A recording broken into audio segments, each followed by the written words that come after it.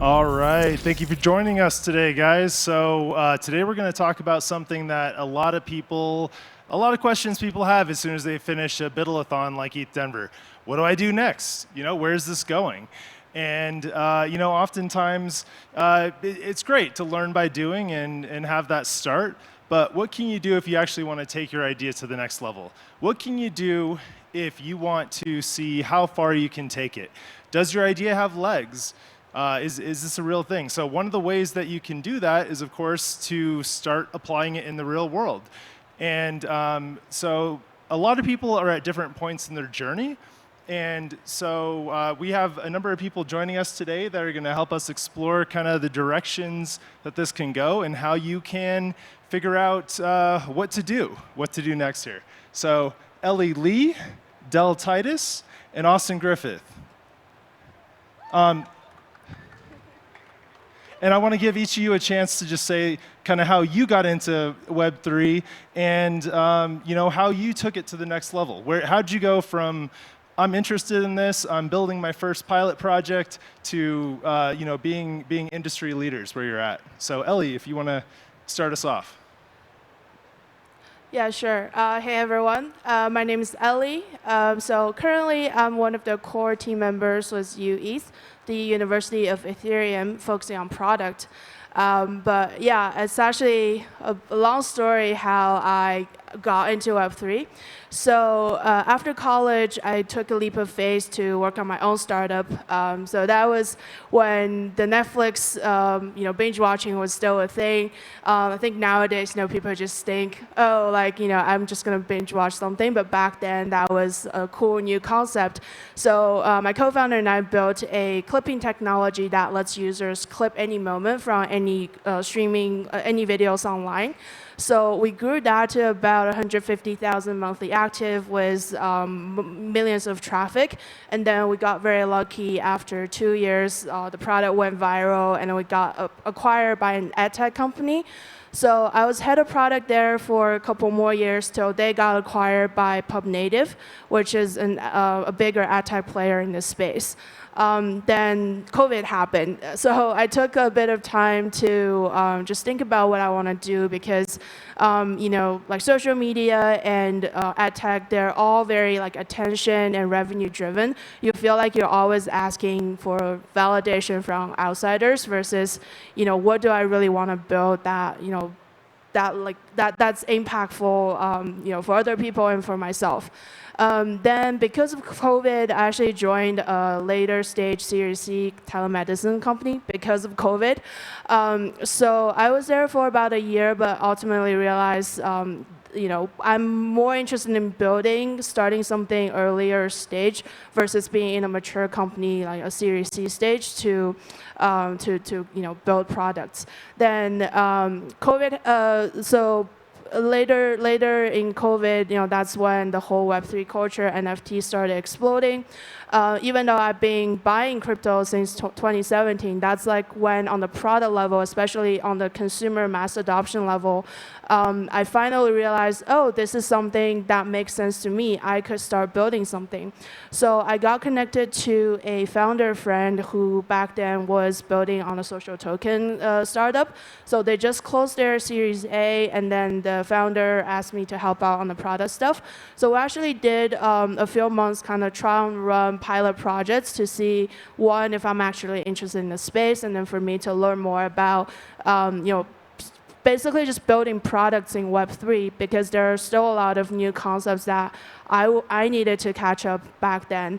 So after a couple months, and then it made sense on both sides, and then I started my full-time journey into Web3, and I never looked back. Awesome, thanks, Ellie. And Del, how about you? What got you into the space in the first place? And please tell us your journey. And yeah, thanks for that, Ellie. It's really amazing journey. So, I initially, my background was in retail banking, real estate, and then I joined a music tech startup, and that was in an era where you couldn't necessarily share music to one another from different streaming platforms. And so it was quite disruptive at the time. Unfortunately, with that startup, there was a hostile takeover, and then it eventually got sold to one of the big streaming companies. And during that period, I had a lot of, should I say, companies that were based between the UK and the US, very interested in seeing how I could assist them, because we managed to drive that valuation quite high at the time. So, I got often approached by companies to see whether you can help us with fundraising, business development. And during that period, Bitcoin landed on my desk. So it was around maybe 2014. And I had a really close pal who's a genius at all the dev work. And, having come from the real estate background, it became very clear, especially like following the financial crisis, that there was an issue in our economic system, right? And so when I saw Bitcoin, I thought, this looks very interesting. And basically, we figured out a way to start mining it. And so we mined it, we mined quite a few. I think we went as far as we got maybe close to 30 to 40 coins at the time. So it's quite aggressive. And then unfortunately, we had the destiny of holding our coins with Mt. Gox, and the rest is history from that point. But we never thought the value would be as it was. We didn't really go into it with that mindset, and really started to think of how we could be involved in this. And so I would say, a bit similar to Ellie, pre-pandemic, post-pandemic, I had an unfortunate experience of losing my father. So I had to go to Ghana in Africa. And whilst I was there, just kind of had this epiphany of, what could be done here in the tech space. And if, you look at Africa, from my perspective, you have a GDP that was, significantly underperforming. Close to, I would say, 1.5 billion people, 70% of that being youth, and most of them not really capitalizing on their productivity. And so when you look at the way cryptocurrencies had performed in the last 10 years in terms of asset value, it just made sense that Web3 was the place to go in Africa. And it wasn't a luxury, it was actually needed, right? There's people that were unbanked. There were so many systems that the government had that just needed assistance. And so my journey there was I was going to set up an incubator, which is Web3 Accra, before actually building a product where we are today. And that Web3 Accra was designed to bring together the community in Africa, the institutions, regulators, to sit down and figure out what kind of projects we should be looking at building it out there. And so we hosted a bunch of conferences, a lot of hackathons, and actually we're fortunate enough to actually host Vitalik last year for 2 weeks in Ghana. Well, he was all over Africa, but he headlined our conference last year. And with that, with that incubator, we managed to build a very, very big community. And then from there, we secured a partnership with the central bank, which leads us to the product that we've now launched. But ultimately, the objective for the central bank when they approached me to see how we could help them was based on the fact that a huge amount of cryptocurrency had been going through West Africa, and there was no real oversight over it. And so that kind of led to our partnership, which is where we are today. And so we have Web3 Accra, which is community building, focused on bringing regulators and policymakers together and partners outside of the region. And then we have the network state that we're building, which I'll get onto further down the line. So thank you. Thank you, Del. And then many of you know Austin, but you might not know his journey into Web3. So yeah, let's hear it, Austin. Vitalik's hard to get. That's awesome. You guys got Vitalik. I know, right? Pleasant surprise. So I am a builder. I'm a product builder. I'm a teacher. I went to school north of here a couple hours. I was building Facebook games for a long time. I had a lot of games in the Facebook App Store. Then Docker came along, and I built like an infrastructure layer over top of Docker that would let your organization spin up services first locally and then to the cloud, all very seamlessly. But within that company, it was all closed source.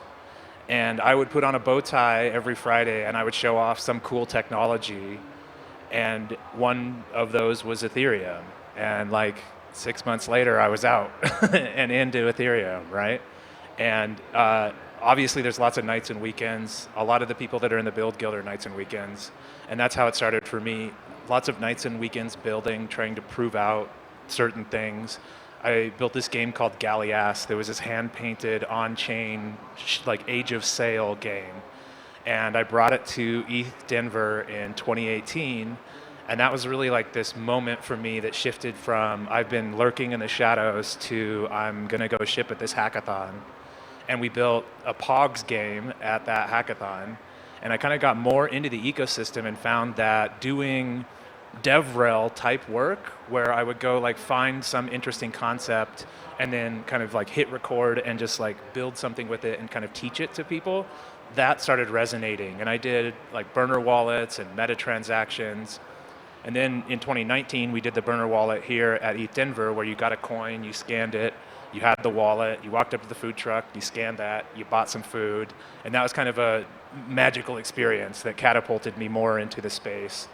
And then since then, I built ETH.build, which is like a teaching platform, and then that led to Scaffold ETH, which is like a prototyping platform, and now Build Guild is like this organization that I'm helping run around all of that, where we do education with Speedrun Ethereum, we do prototyping and building with Scaffold ETH, and then we give a ton of grants. And I think we'll talk about that more as we go into this. Awesome, yeah, thanks. So, I mean, you know, what's really cool is there are a lot of different ways to get into this space, but I think there's something consistent here is you just have to keep on building. So you might be at different places in your journey, keep moving forward, but the thing to note is that there might be some things you can do to be a little more efficient in your journey, to move quicker towards the goals that you have. So depending on where you're at, there's different things that you're going to need to do. So as part of the University of Ethereum, Ellie and I work together on this project. We have some introductory content that you can consume depending on your knowledge. There's a lot of people out there who, yourself possibly included, you might have 75% of it or 90% of it, but there might be something that you're missing just in terms of those basics. And so there's basically about a 15-hour course that you can go through from start to finish, depending on where your knowledge level is. Some people have speed run it in about 3 hours as well. And then if you go beyond that, there are plenty of other resources, like some of the things that Austin and other people in the space offer as well. So I just want to kick it off first with, depending on where you are, education can help you get good bearings on getting to the next step more quickly. If you're missing something, it's hard to get there. So are there any resources, and anyone feel free to take this, that our panelists particularly recommend for people to get up to speed? Well, I guess I'll go. So I'm not technical. I've always been in the product background. So I guess I learned more about Web3 or what crypto is from more of like a general understanding perspective. I will say resources that you have access to is so much better nowadays versus even 2-3 years ago, or even back in 2017. So when I was getting just educated on Ethereum, what Bitcoin was back in 2017, it's more mostly from the financial perspective. Oh, like if you're getting early, you can make some profits. So that didn't really resonate with me. But I think given the ecosystem growth and everything, now we have the opportunity to set the right narrative why this technology, this this fundamental layer of this technology is important, how it's revolutionary, how that's different from Web 2, and from how that's different from Web 2. So I'm a little weird, so like I kind of learn from just reading about a bunch of different things and create this knowledge graph in my mind. And then with ChatGPT, you can actually create this knowledge graph. Just ask ChatGPT to generate that for you, and then you can ask questions about each area to do a deeper dive. So that's how I learned, for example, like the L2s, when it was like the OP stack, the ZK sync, like all these type of L2 layer. But at the University of Ethereum, we offer this interactive kind of Duolingo style to really simplify the complex blockchain concepts into something interactive, fun for you to ease into it, which I personally find very helpful as well when I was building the product. And then outside of work, I'll say I listen to podcasts, follow industry thought leaders like Austin on Twitter, and then also obviously Vitalik, read his blog posts. So those long form content, I think. In general, it's a bit lacking in the industry, but when you see good content like this, you have a good broad understanding of what's going on in the ecosystem, and you can always dig deeper with the help of what we do at ETH and then with ChatGPT. So I think that like to quickly speedrun it, first, you want to get the syntax down. You want to understand how Solidity, if you're a builder, you want to understand how Solidity works. And then I point people towards speedrunethereum.com, and there you'll get a bunch of the aha moments that we've compressed into the curriculum. And then go to hackathons and build things. And the first 6 things you build are going to suck. And you're going to think they're awesome, and they're going to land, and you're going to get into the ecosystem, and everyone's going to love you, and you're going to get rich. But you got to throw away a few projects first, and you got to get through a lot of those things. And the second thing is don't ask for permission. This is a permissionless ecosystem. Almost everything is open source. The best way to contribute is just go find issues that people have and solve them, whether it's in their repo or whether it's a product. And just do that over and over again out loud. And you kind of give a shout out to like Crypto Twitter and Warpcast too. Like watch what other people are doing and get the vibe and understand the context and what's good to build and what's not good to build. So basically, your project sucks. Yeah, it's gonna suck. I just gotta warn you. Like the judges might not get it. Like it's okay. You got to keep building. Do it over and over again. Yeah, no, for sure.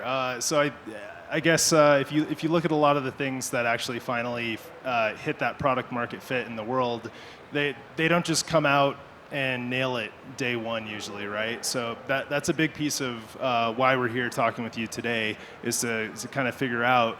What are different ways that you can actually take this idea that you have and try to get closer to product market fit, try to turn it into an actual sustainable company or organization. So there's a lot of different ways to go about that. You could build a company, you could partner with other people, you could go open source, you could look for grants. There's a lot of these things that we can dive into. I'd like to start with I'd say the pilot project approach of reaching out to people who have problems in the world and how we can help. And then also I want to talk about in terms of maybe as an ecosystem for the blockchain community, there could be a way for us to make that bridge a little bit more accessible to new projects. So actually, Del, I want to come to you for a minute. So with the Bank of Ghana, obviously there's some pretty interesting opportunities that maybe some of the projects here could help solve. So what would be the best way for a project here at ETHDenver to approach the Bank of Ghana and kind of understand what those problems are and see if their project might be able to help out or their team?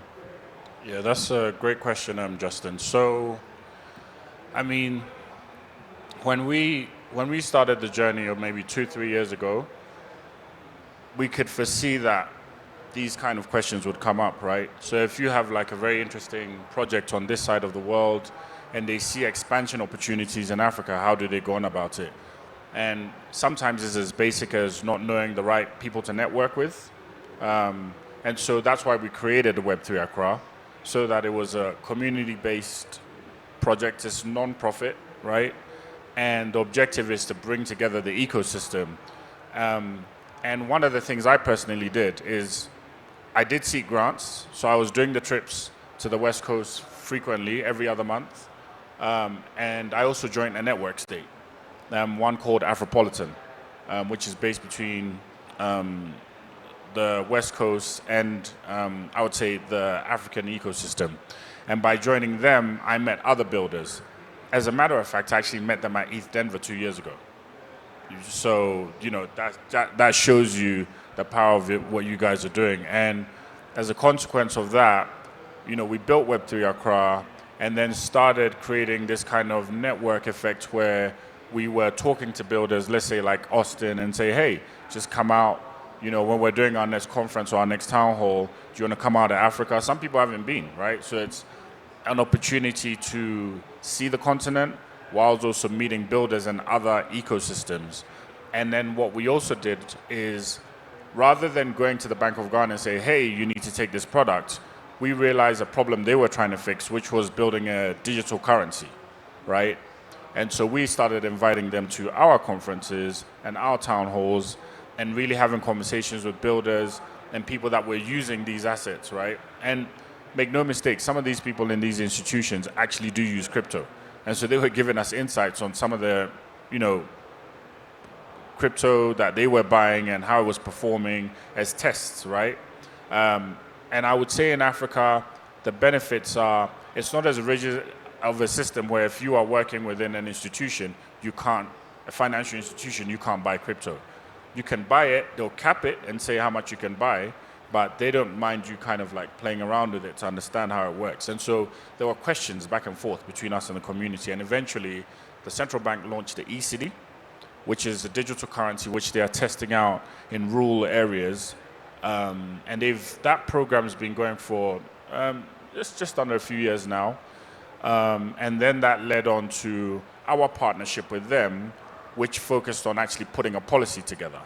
And by then, as I said, we'd had a few protocols come, and then, the Coinbases reached out, Vitalik came, the Binances got in touch, and they set up shop on the continent. And then now here we are in a situation where by May, Ghana would actually officially announce its policy. Nigeria's done so a few months ago, and other African countries and central banks are doing that at the moment.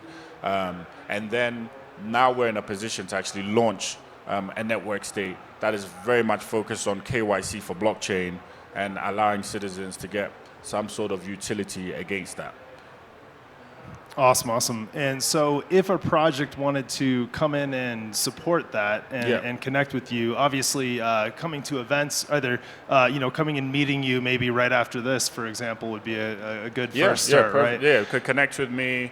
We'd love to invite you to events that we're hosting out there, and then some of the initiatives that the central bank is creating.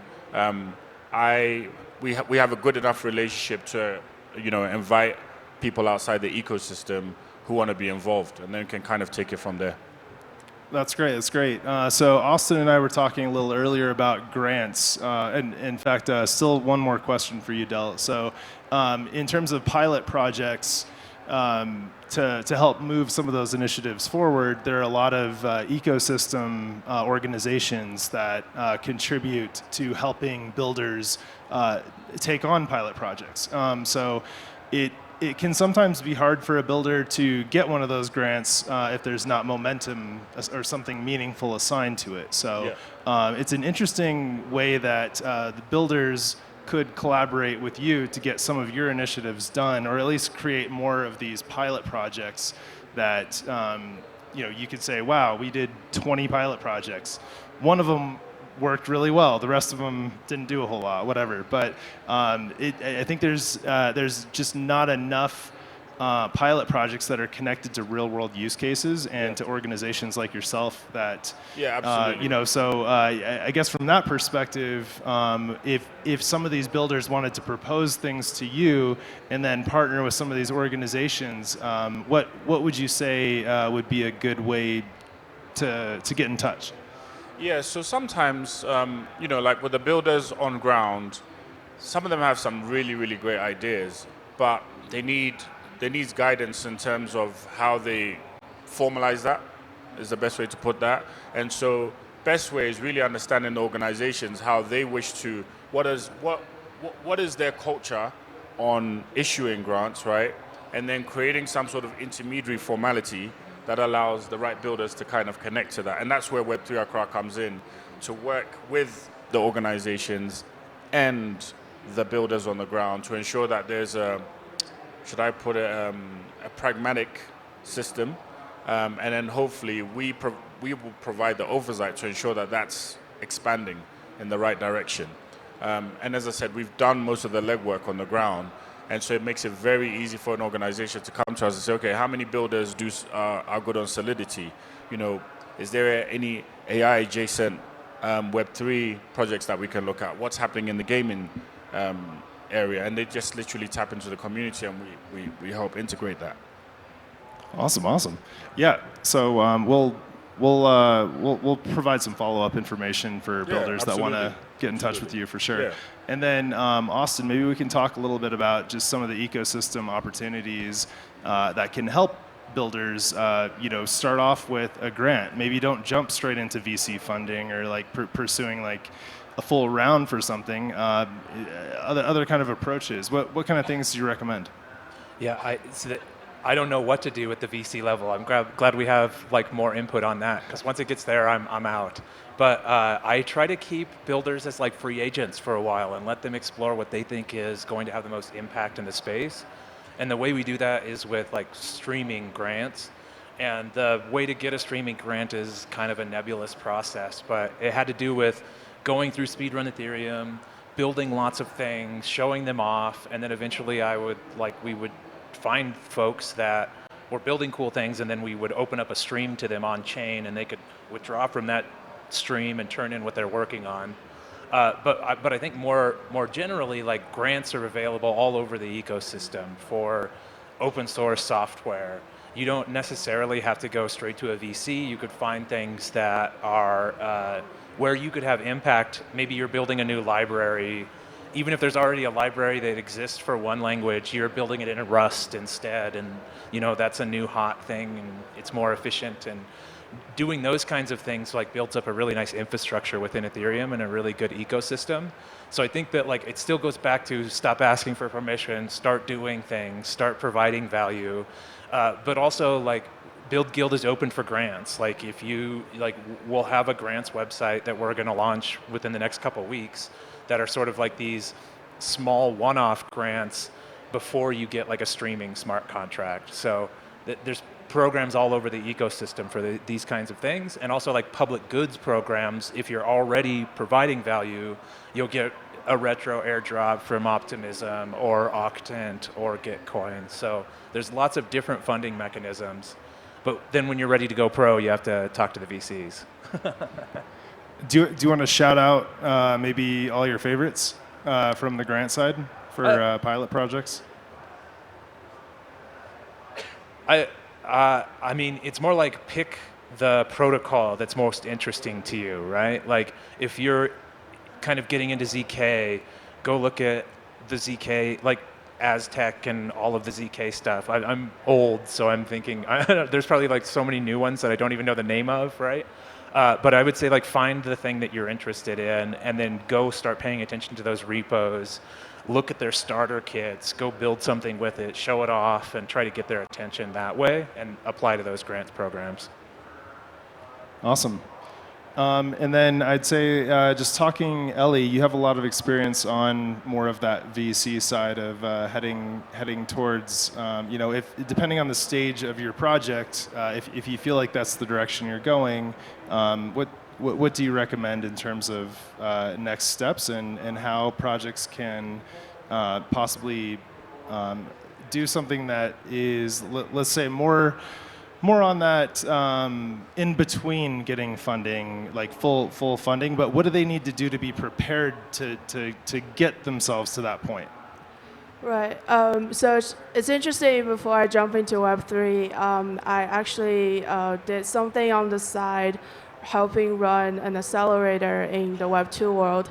So the reason why I quit was because, one, I was not that good of an investor, and two, I just felt like, the path to success is very narrow and really predefined for a company or startup.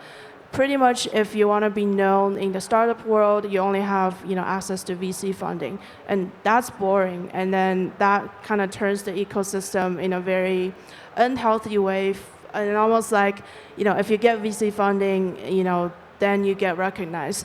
But what I really like about Web3 is there are so many different paths to success, and this in-between stage, or the ultimate success is not defined by the VC world anymore, right? It's by this greater ecosystem and then the product that you are actually building that's advancing, this whole industry. I think that's, the narrative or paradigm shift that we're seeing in the Web3 world.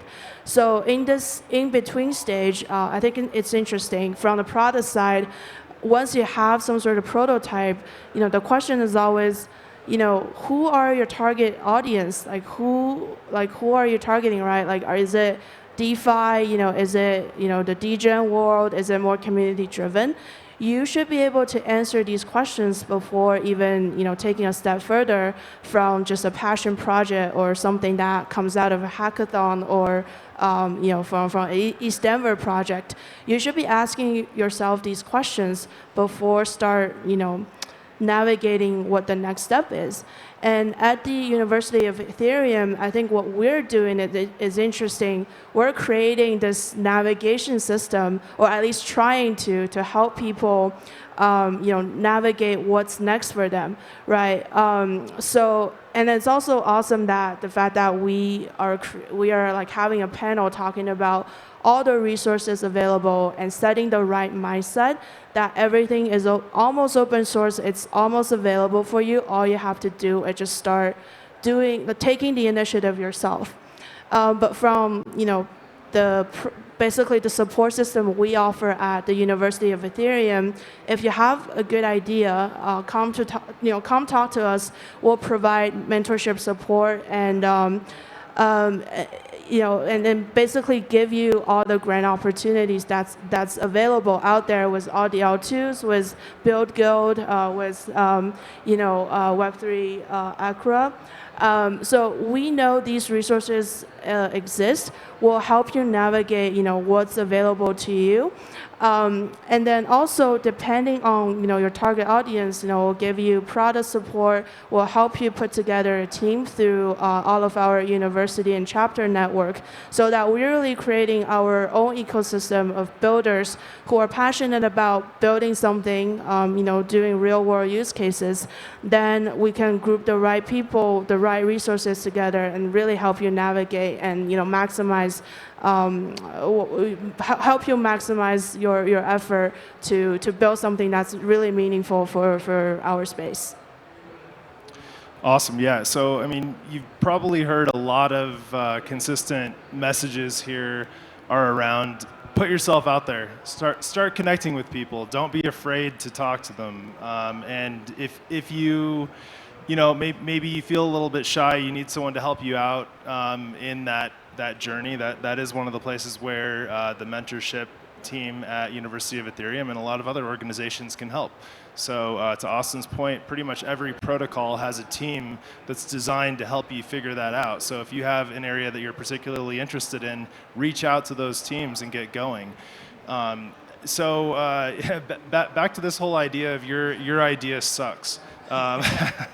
Like you've heard these things like fail fast and I think that's really important because you can put years of time building something that's already out there and been open sourced, and I've had some experiences of my own working in a direction, just having this focus, thinking, hey, this is amazing, this is the best idea ever, and then is it really though, right? So I want to take a minute to just talk about maybe you could share some stories of your own of maybe not putting enough time into, or putting too much time into something without connecting with the community, and in particular, how connecting with the open source community can help you really understand how important your idea is and like how you can tap into that community. So whoever wants to take it, feel free. I felt like that was an Austin one. Yeah. Yeah. So, and kind of going on that, you're looking for validation as a builder when you have a good idea. And a lot of times you'll see names and faces up giving talks, and you'll go try to get some kind of validation from them. Hey, I'm building X. Like, we suck at knowing what the future is too, right? Don't try to get validation from us. Try to get validation from users. Try to solve a problem that people are going to use. And so your idea still might suck, and we might think it sucks, but you have to prove it to the world by going out and building it and getting users and seeing how they use it, I think. Yeah, took all the words out of my mouth, but I think, also in our case, right, don't be afraid to take the long road, in my opinion, because sometimes you look at, for example, had I looked at the hearings that some of the crypto companies were having in the US, with the SEC, and I would have never done anything, right? Because I was like, well, it's pretty toxic there, so maybe it's not even worth pursuing my central bank. But when I had a conversation with them, they were quite open. They were very clear that the world is moving in that direction. Their problem wasn't working with us or allowing us to test what we were building. Their issue was around education. And so they were very receptive to whether it was an Austin or a Vitalik or Justin or Ellie who wanted to come and teach. So, I would say, yeah, don't be afraid to take the long road, and also be bold and be very open to the idea of looking at new territories, because I genuinely believe that decentralization isn't successful unless unestablished territories can participate. That's when it's truly successful, right?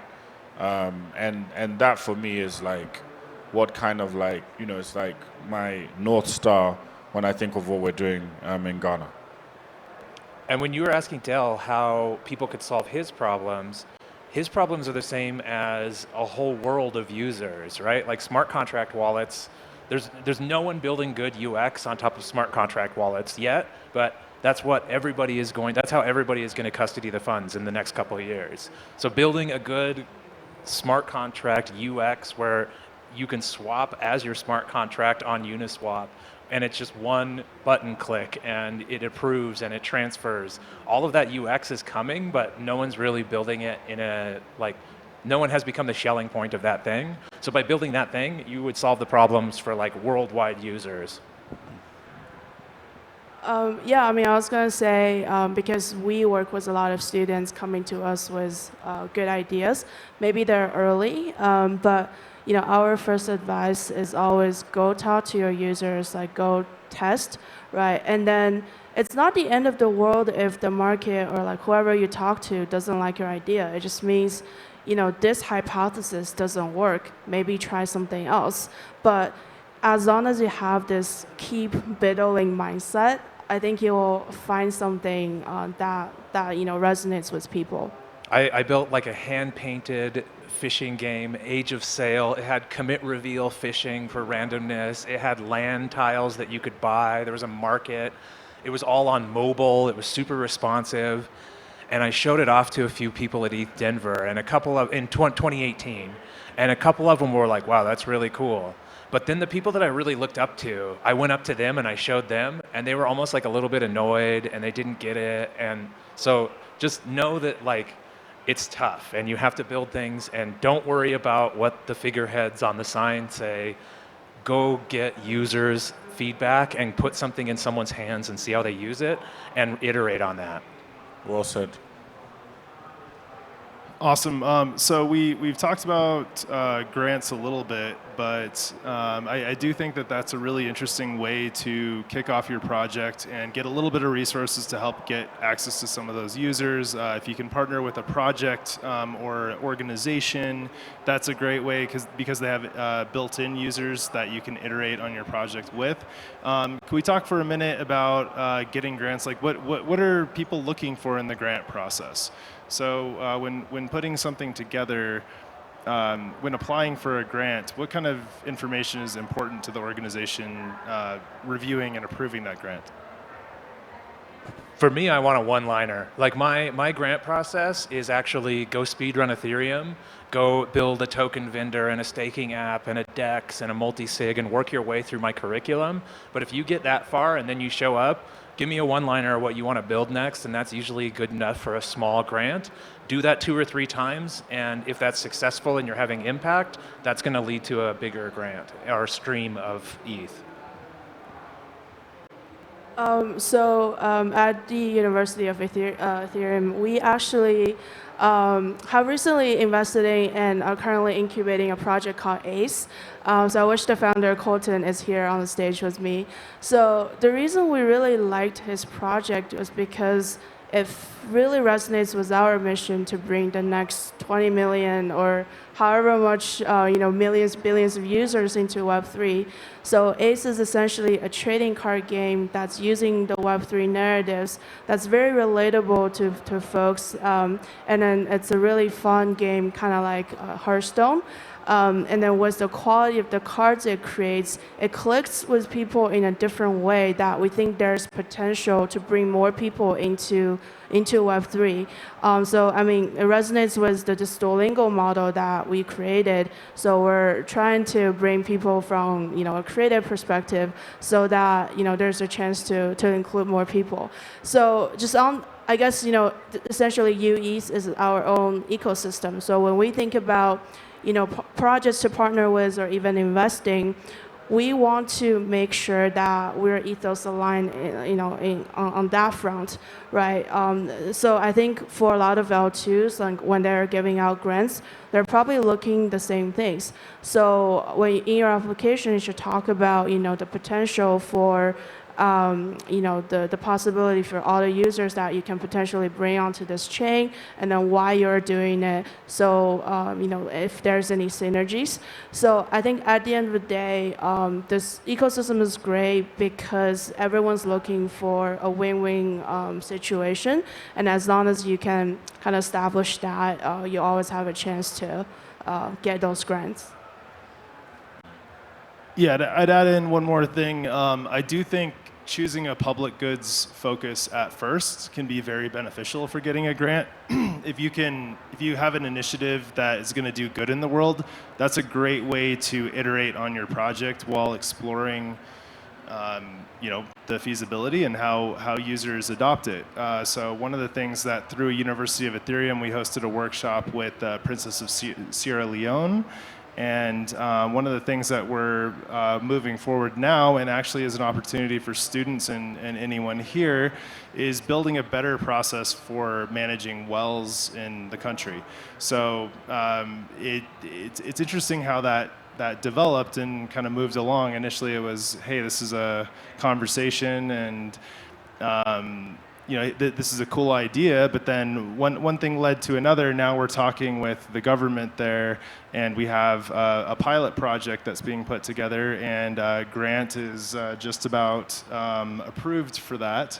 And the idea is that just building a well, I mean that's great, that's helpful, but is there a way to build a sustainable way for people to essentially buy bonds in a well? Can you turn this well into a business? Can you take that water and sell it to nearby artisanal mines or farms, or can you package that water and resell it? Can you attach Wi-Fi, and can you attach solar panels, and like other things that are needed in a lot of these rural areas that are just not cost effective for people to buy themselves and create a sustainable model.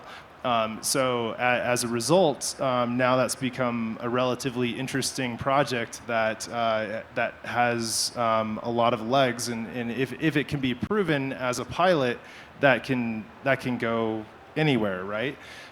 If it was just purely, hey, let's just build a well, and there wasn't more to it, maybe that wouldn't have been as interesting. But you know, if you can pick a public goods approach to a pilot project and work with an organization that you say, hey, you don't need to spend any money on this. I just want to work with you as my partner and apply for this grant, and let's see what we can do when we work together. It can be a very effective way to take your idea out in the world and see if it has legs. So any other thoughts on that? I would just like put the other side of that too, and be like, watch out for the fact that the term public goods is kind of overloaded in our space a little bit already. But building something that even you can't stop, that anyone can use, that is somehow expansive with some fee system, so it brings LPs in.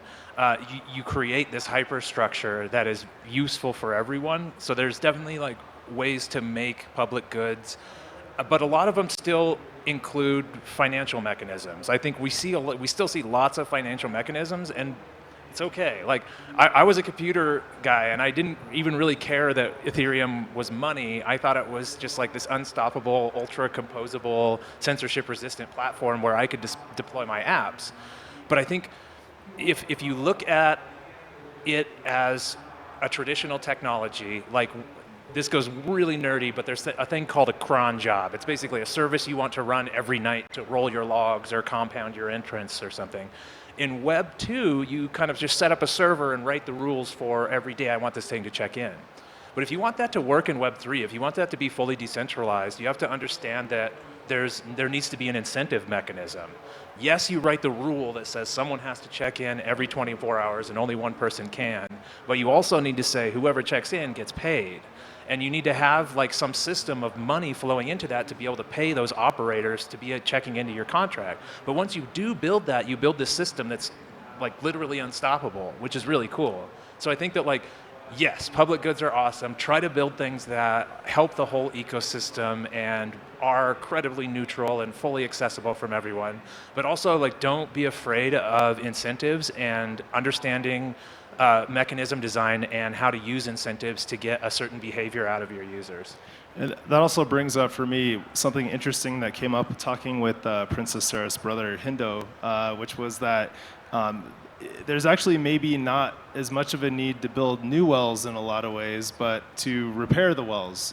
You know, so it's like if there's not a incentive mechanism for people to learn those skills, or be, like if the well does not make money, eventually it will break, and there may not be funds to replace that. And so, like creating a sustainable model with proper incentives is one of the best ways that you can, you know, create a public good, actually. Well, just to quickly add, you know, this is what we call regenerative pipeline at the University of Ethereum. Awesome. So we have about 2 minutes left here. I want to give some closing thoughts from each person.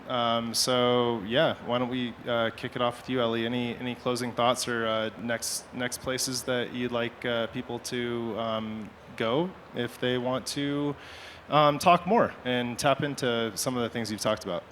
Yeah. So, you know, obviously on the project and project level and engagement level with students, we always welcome students to come, you know, take our one-on-one course to at least develop this general understanding of blockchain. Then you will feel confident and well equipped to, you know, navigate this ecosystem, and will provide, you know, all the necessary support that you need to keep navigating, keep BUIDLing in this space. And then just on the university level, we're actually doing something really cool.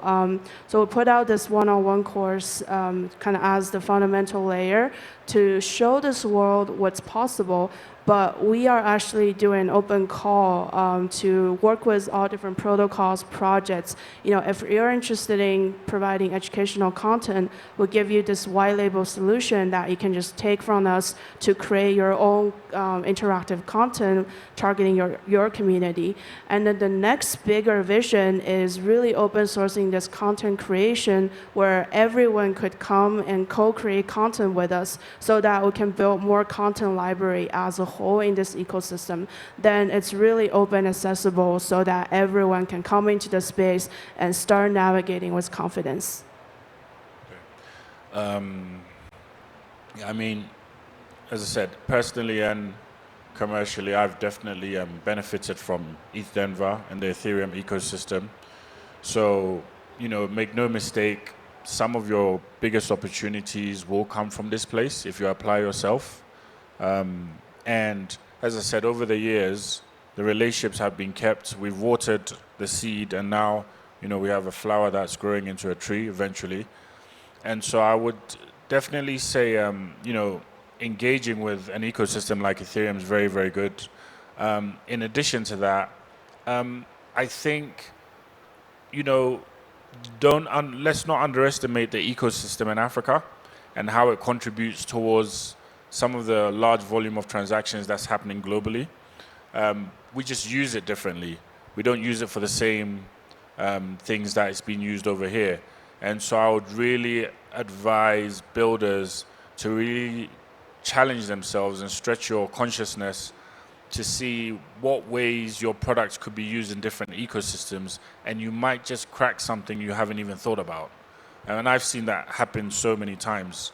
And so, I would definitely say, that's super important. And last but not least, with us, we are, with Web3 Accra, we're solely there to be the partner, on-ground, supportive intermediary that can give you very good insight to how things work in that side of the world. And we can actually save you a lot of time as well and introduce you to some really, really good builders and projects and institutions out there if interested. I'll double down on the same thing.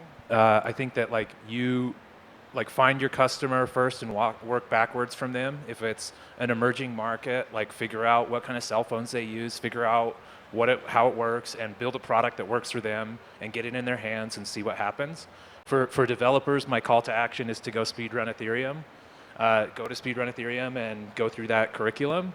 And a lot of the notes that we hit on today, don't ask for permission, just go build things. Don't ask for, not advice, but don't look for a good attaboy from me. You get the attaboy when you build something and get users, and that's what the most important thing is, I think. Awesome. Thanks, everyone. And if you want to follow up with us and get a little more help on some of these things, you can drop by ueth.org, and we'll be happy to help you get oriented. So thanks so much for joining us today, guys.